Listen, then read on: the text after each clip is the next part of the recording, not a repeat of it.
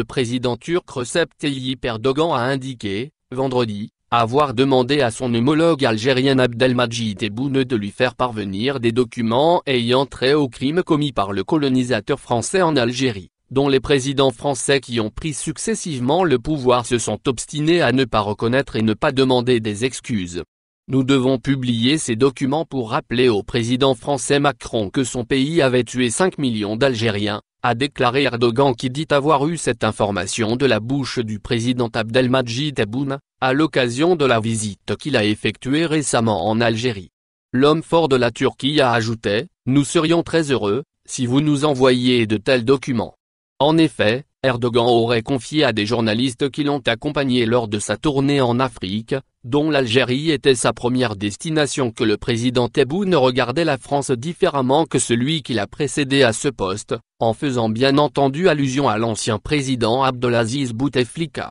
D'après les dires du président turc, Abdelmadjid Tebboune aurait élaboré une stratégie tout à fait différente de celle de Bouteflika, notamment en ce qui concerne les crimes perpétrés par l'occupant français en Algérie. D'ailleurs, Bouteflika n'avait pu, bien qu'il soit resté 20 ans au pouvoir, mettre en œuvre une stratégie claire vis-à-vis de cette question, si ce n'était la soumission, lui qui n'avait non plus rétorqué à l'ancien colonisateur après l'adoption d'une loi, 23 février 2005, glorifiant les bienfaits de la colonisation française en Algérie. Il est utile de rappeler que la France avait été vivement critiquée par le président Erdogan en 2012 pour ses massacres orchestrés en Algérie. À ces critiques, il n'y a pas eu une réaction côté français, mais c'était plutôt Ahmadou Yahya, alors Premier ministre, qui s'était arrogé le droit de dire à Erdogan de ne pas se mêler des affaires algériennes. Ce qui a provoqué un tollé de réactions en Algérie, dont certains ont qualifié d'irresponsables et d'indignes les propos tenus par l'ancien Premier ministre.